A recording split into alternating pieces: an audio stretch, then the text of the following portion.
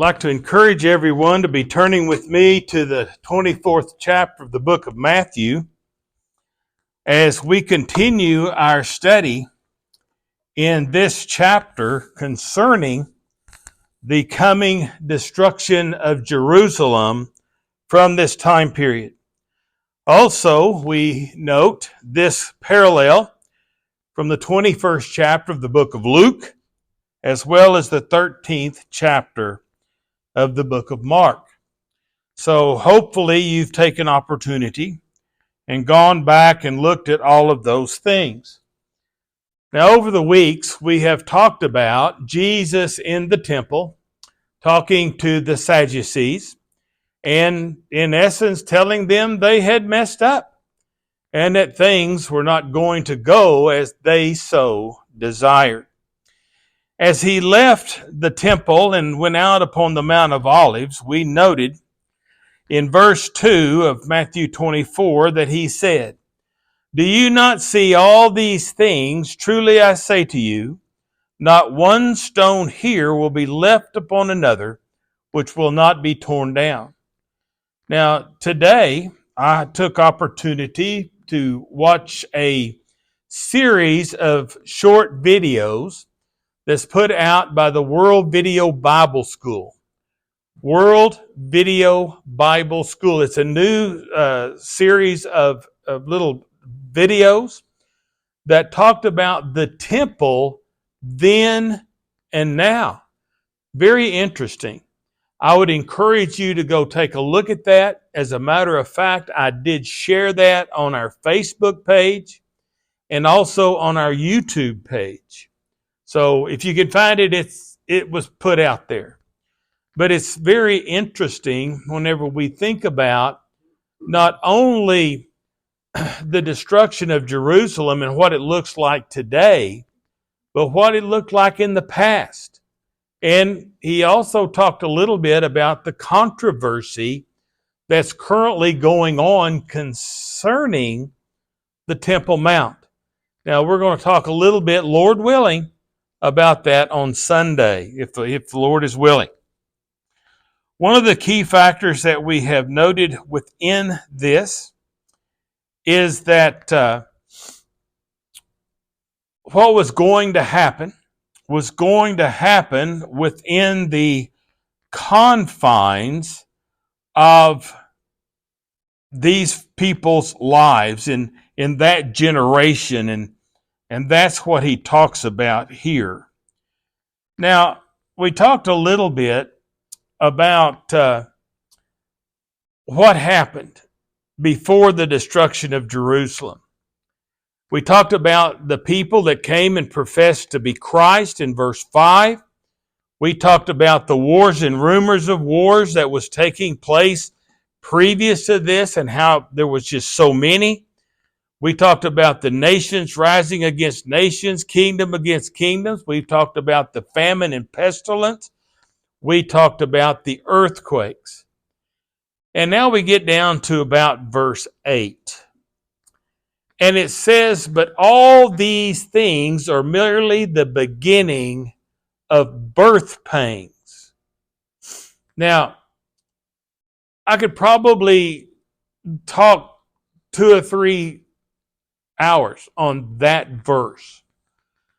But to bring it down to a thought, when we think about it, birth is something new arriving. That's a birth. Christianity was coming into being. And in essence, from back at Mount Sinai, the chosen children of Israel, it was through them that was supposed to come the Messiah. So it was through the old law that the new law would come into being, bringing to light the idea of the beginning of birth pangs. In other words, this is not going to be pleasurable. This is something that's going to happen. And in essence, there's something new coming into the world. Now we get down into verse 9 and following, probably down to about verse 14. And he talks about, how would I say this, the situation with the people. Now, remember, he's talking to the individuals there in Jerusalem. A lot of this stuff was going on all over the place in that area. But he notes there in verse 9, then they will deliver you to tribulation and will kill you, and you will be hated by the nations because of my name. Well, this is not something that was new that Jesus had said. We find it previously noted. We find the fulfillment of this in the letters as well as in the history of this time period. Matthew 24:9. You're going to face tribulation. They're going to kill you. We go over to the Gospel of Luke, the 21st chapter, and it says, but before these things, this is the parallel, they will lay their hands on you and will persecute you and deliver you to the synagogues and prisons, bringing you before the kings and the governors for my name's sake. And then Mark puts it like this in Mark chapter 13 in verse 9. He says, but be on your guard, for they will deliver you to the courts, and you will be flogged in the synagogues, and you will stand before governors and kings for my name's sake as a testimony to them. Now, the fulfillment of this prophecy is very evident, not only when we look at the Bible, but if we look at history. The book of Acts records over in Acts chapter 5 that persecution was a reality for the Christians. In Acts chapter 5, verse 17, it says, but the high priest, along with his associates, that is the sect of the Sadducees, they were filled with jealousy and laid hands on the apostles and put them in public jail. Now, I want you to look at that, and there's so many other passages that go along with this. The disciples, the apostles, were getting a large following.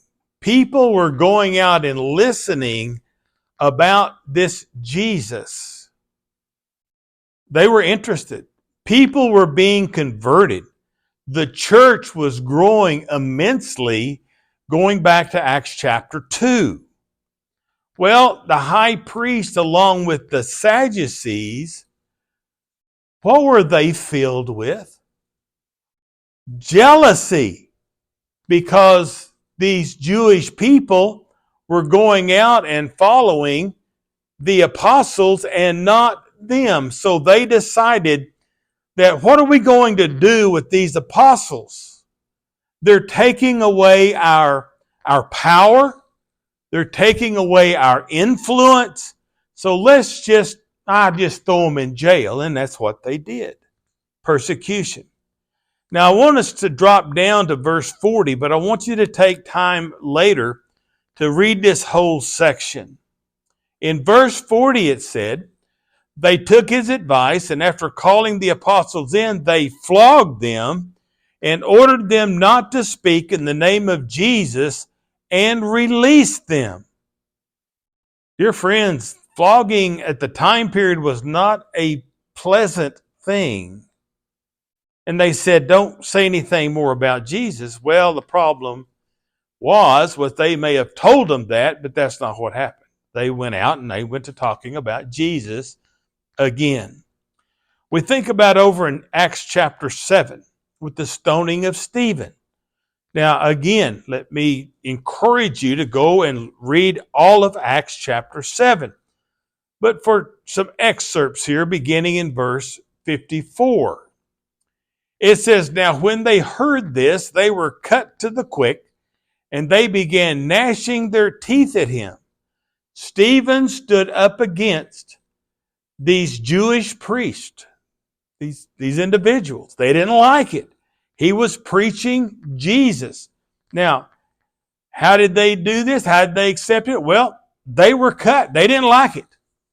And they began gnashing their teeth. Now let's drop down to verse 57.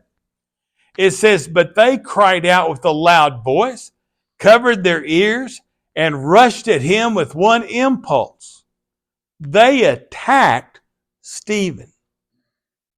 When they had driven him out of the city, they began stoning him, and the witness laid aside their robes at the feet of the young man named Saul, afterwards being Paul, and went on stoning Stephen as he called on the Lord and said, Lord Jesus, receive my spirit.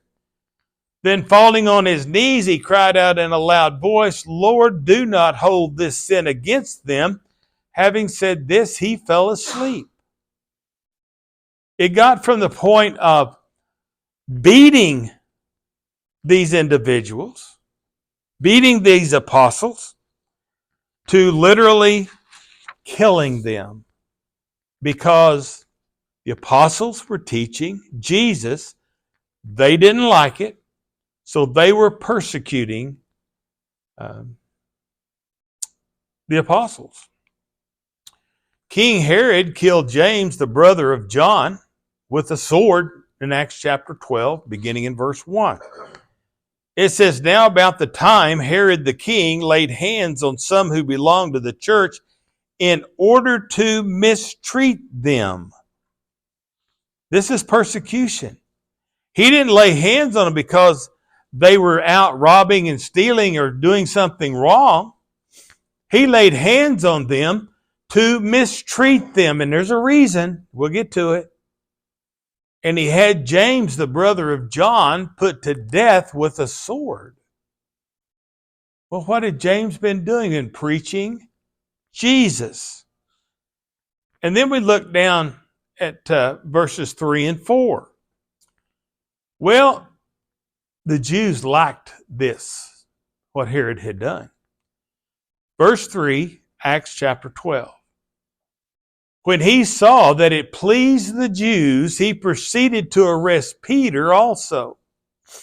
Well, if it made the Jews happy, then he got some political points with the Jews, because Jews didn't like him very well at all.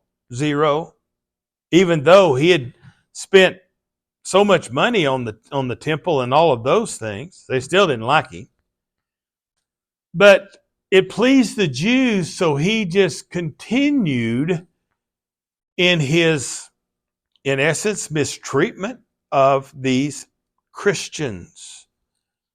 Well, it goes on in verse 3 to say, now it was during the days of unleavened bread, when he had seized him, he put him into prison, delivered him to 4 squads of soldiers to guard him, intending after the Passover to bring him out before the people. Now, think about that just a minute. He seized Peter. Peter been preaching Jesus. The Jews liked what he'd done to James, so he's going to do it again. I don't know if he was afraid of Peter, or if he was just afraid that his opportunity to please the Jews was that important to him. But whatever it was, not only did he put him in prison, but he put 4 squads of soldiers to guard him. And he intended to bring him out and to take his life. And again, go back and read chapter 12 of Acts, because there's a lot more there. The Jewish leaders brought Paul before the Sanhedrin. And we go to Acts chapter 22, beginning there in verse 1. It says, brethren and fathers, hear my defense, which I now offer to you. Now, This was the same man that stood there with the coats of the ones that were stoning Stephen. But things have changed in his life. Verse 2. And when they heard that he was addressing them in the Hebrew dialect, they became even more quiet, and he said, I am a Jew, born in Tarsus of Cilicia, but brought up in this city, educated under Gamaliel, strictly according to the law of our fathers, being zealous for God, just as you all are today. I persecuted the way to death, binding and putting both men and women in prison, as also the high priest and all the counts of the elders can testify. The persecution from the Jews right here in Jerusalem was horrendous. And we studied quite some time back the 7 churches of Asia, and how that if you were a Jew in one of those communities and you became a Christian, that you were literally starved out. You couldn't work, you couldn't buy food, you couldn't take care of your family. But that wasn't just from the Jews, it was also from the Gentiles if you left a pagan religion. Persecution was a reality. Now, we know that Paul was brought before Felix in Acts chapter 24, Festus in Acts chapter 24, and then King Agrippa again in Acts chapter 24. And there are so many passages in the New Testament that talk about the persecution of the apostles. Now, history denotes the same thing. Eusebius writes in Church History 2:25, 5-8, it is therefore recorded that Paul was beheaded in Rome itself. They wanted him quiet done. And Peter likewise was crucified under Nero. Now, Nero not only was insane, but he utilized the Christians as a scapegoat to the things that he desired or the things that he did and didn't want somebody to come back on him at it. He'd say, oh, the Christians did this. And that was burning half of Rome so he could add on to his palace. Continuing in Eusebius' church history, this account of Peter and Paul is substantiated by the fact that their names are preserved in the cemeteries of that place, even to the present day. And they both suffered martyrdom at the same time, as is stated in Dionysius, Bishop of Corinth, in his epistle to the Romans. So they were martyred, if you will. Suetonius wrote during the reign of Nero, in Suetonius, the 12 Caesars, 6:16, punishments were also inflicted on the Christians, a sect professing a new and mischievous religious belief.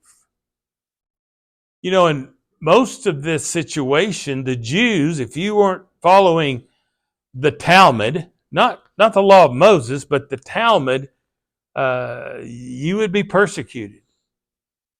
Emperor worship was a big thing with the Romans, as well as worshiping all of these other deities that they held on to. And if you didn't do that, you would be persecuted.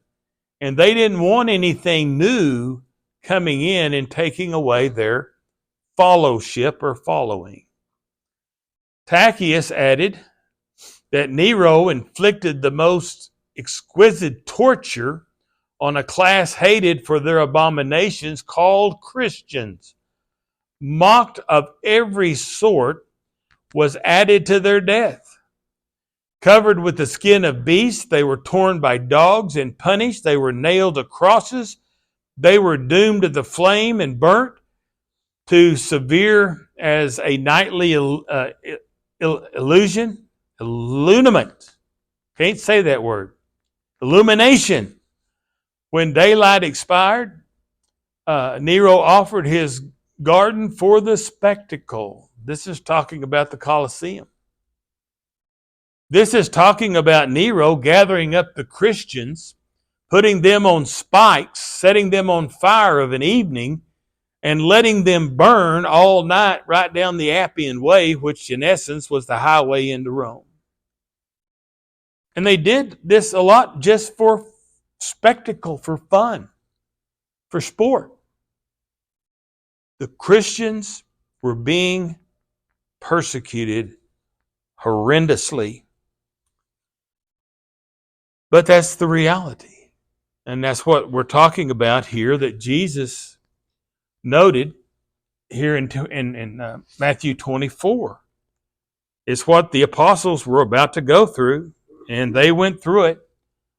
And he says, then they will deliver you to tribulation and will kill you, and you will be hated by all nations because of my name. In verse 10, he notes that at that time, many will fall away and will betray one another and hate one another. This is what's kind of sad, is Christians turned upon Christians so they didn't get hauled off to prison or to light up the Appian Way. They would turn away from God and the truth. But not only that, families would turn against family members that became Christians. Let's look over in Luke chapter 21, beginning in verse 6. It says, but you will be betrayed even by parents and brothers and relatives and friends, and they will put some of you to death, and you will be hated by all because of my name. Whether it was the Jews or the pagans, they would starve you to death, starve you out, or they would turn you over to the Romans just like they did Jesus. Now again, in Matthew 24 and Luke 21, Mark 13, we're talking about what's going on here around Jerusalem in this area. Well, parents, my son became a Christian, so why don't you just take him off, or let's just take him outside the gate and stone him to death. This nothing new. I mean, this is what's happening here, previous to 70 AD, and in some places it's still happening today. Mark 13:12 says, brother will betray brother to death, and a father his child, and children will rise up against parents and have them put to death. My parents became Christians the other day. Let's just kill them. This is what was going on during this time period. Persecution would reveal the traitors within the church, as well as the enemies without. In the Gospel of Matthew, the 10th chapter, going down to verse 16, it says, behold, I send you out as sheep in the midst of wolves. So be shrewd as serpents and innocent as doves. But beware of men, for they will hand you over to the courts and scourge you in their synagogues. And you will even be brought before governors and kings for my name's sake, as a testimony to them and to the Gentiles. Verse 19. But when they hand you over, do not worry about how or what you will say, for it will be given you in that hour what you are to say.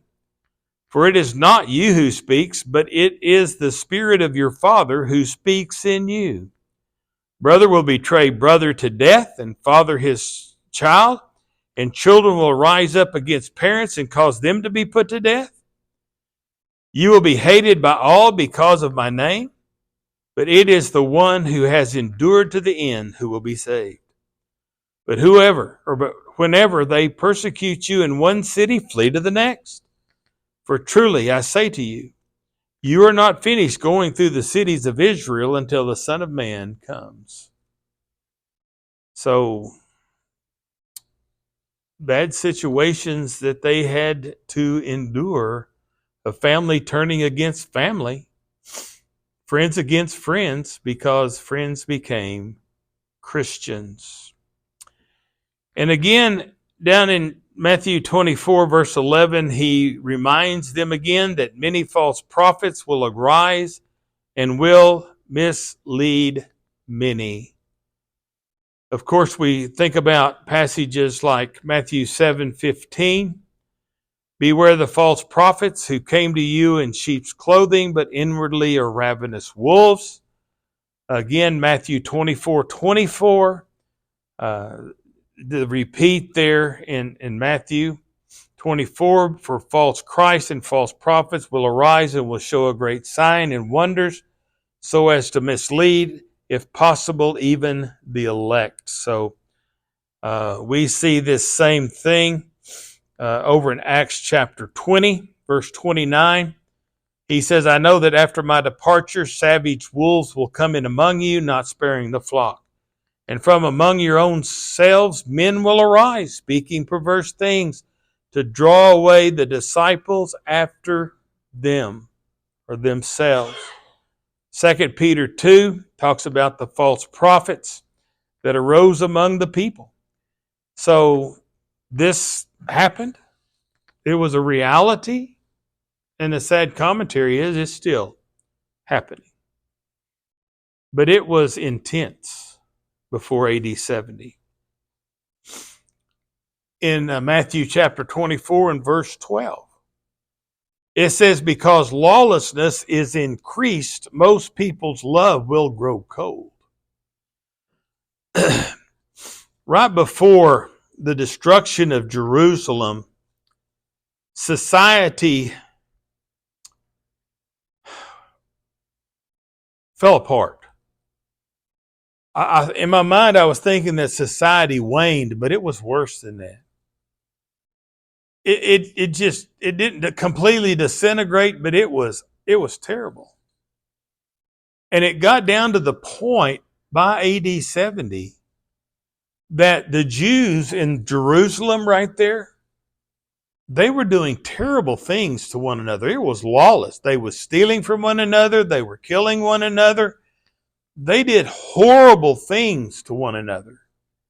It was horrendous. And even when Titus come riding over the hills, they were still being awful to one another, which made things worse in Jerusalem when the siege began.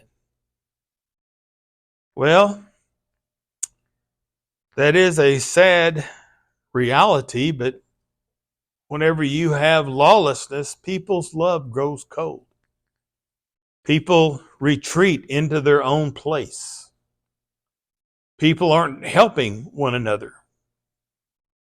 Things are just a struggle.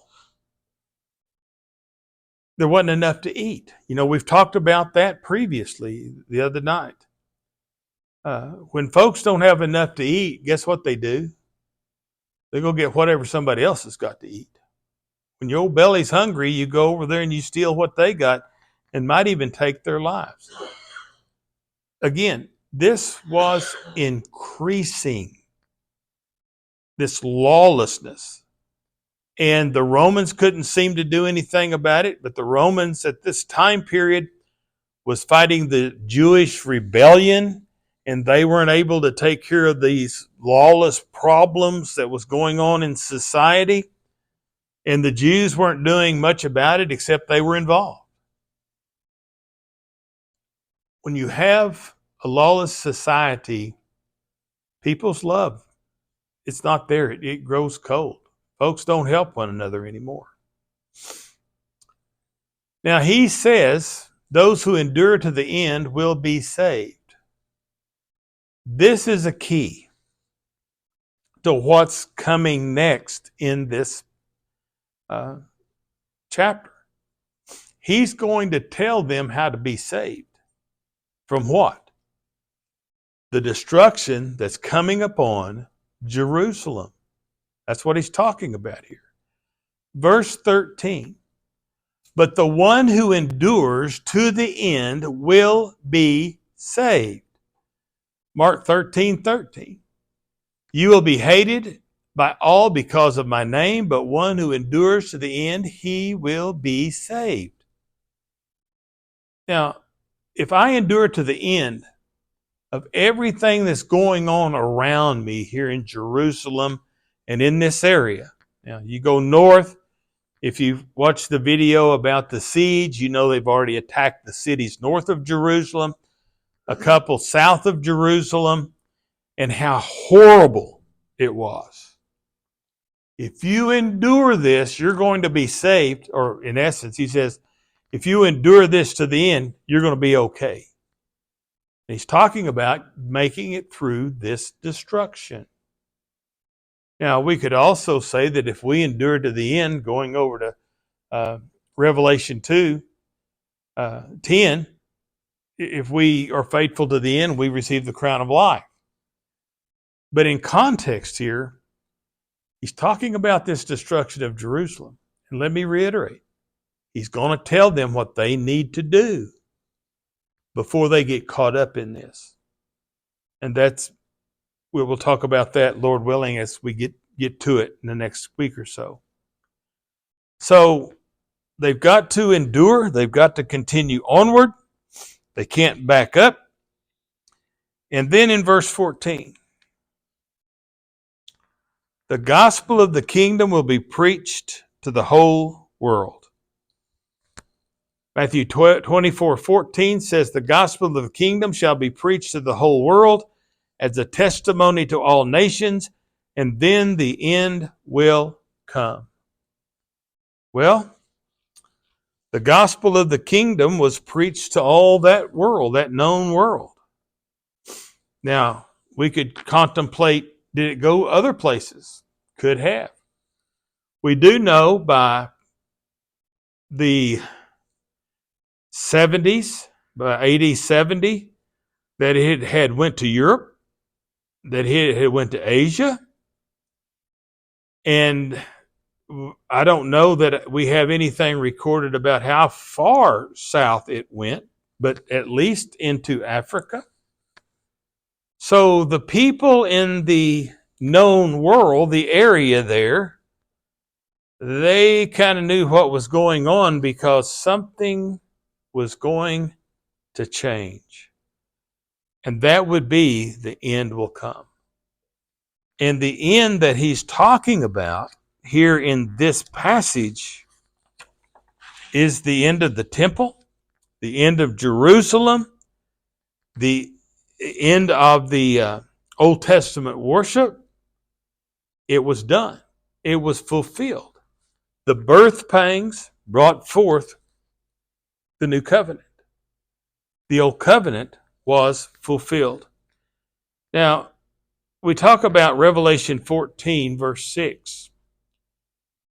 And it says, and I saw another angel flying in mid-heaven, having an eternal gospel to preach to those who live on the earth, and to every nation and tribe and tongue and people. And he said with a loud voice, fear God and give him glory, because the hour of his judgment has come. Worship him who made the heavens and the earth and the sea and the springs of water. So this is a warning to listen to what's being said, and that is the gospel being spread all over the world. Now, this world, again, like I just noted, is the end of the Jewish sacrifices and other remnants of the Old Testament worship, destruction of the temple, and all of those things. We go to Colossians chapter 2, beginning in verse 13. And it says, when you are dead in your transgressions and the uncircumcision of your flesh, we made you alive together with him, having forgiven us all our transgressions, having canceled out the certificate of death consisting of decrees against us, which was hostile to us, and he has taken it out of the way, having nailed it to the cross. And you can go ahead and go back to Colossians 2 and read that entire passage. Jesus nailed the old law to the cross when he died there. It was fulfilled. It was done. It is still our schoolmaster. It is still important, the old law, for us to know it and see how it is applied in the new covenant. Ephesians chapter 2, verses 14 through 16. It says, "For he himself is our peace, who made both groups into one and broke down the barrier of the dividing wall, by abolishing in his flesh the enmity, which is the law of commandments contained in ordinances, so that in him he might make the two into one new man and establish peace, that might reconcile them both in one body to God through the cross, having put to death the enmity." In essence, he's bringing the Jews and the Gentiles together under one covenant. There's no longer two. The dividing barrier wall. In that video that I was watching this afternoon that talks about the temple old and new, they actually had a dividing wall in the temple to keep anyone that wasn't a Jew out of the temple. Something I noted is interesting and caught this afternoon watching that. And of course, I'm not going to read all of Hebrews chapter 8, but I encourage you to go back, study Hebrews chapter 8, and it talks about the old law, the old commandments being fulfilled, and the new ones coming into being. Hebrews chapter 8, 1 through 13. The old covenant completed, and the new covenant made a better covenant. The gospel preached to all nations prior to the destruction of the temple. We look at Romans chapter 10, verse 16. It says, "However, they did not heed the good news, for Isaiah said, 'The Lord who has believed our report.' So faith comes from hearing, and hearing by the word of Christ. But I say, surely they have never heard. Surely but I say, surely they have never heard, have they? Indeed they have. The voice has gone out into all the earth, and the worlds, and the words to the end of the world." And then again, we see the same reality over in Colossians chapter 1 and verse 21. So Jesus is noting here, previous to AD 70 and the destruction of Jerusalem, that times aren't going to be fun. They're going to go through a tribulation. And this tribulation was manifest in so many different areas. People turning against people. People that became lawless. All of the things that he notes through this happened. Not only do we see it in Scripture, we see it in history. Scripture is the key one. But history denotes that same thing. So when people talk about, well, is there going to be a tribulation? Yeah, they had one right before the destruction of Jerusalem, and it wasn't a very good thing. But they endured it, and if they fulfilled what Jesus is going to tell them to do in the following here, they're going to be all right. They're going to be saved. So we'll talk a little bit more as we go along next Wednesday evening concerning these passages talking about the destruction of Jerusalem.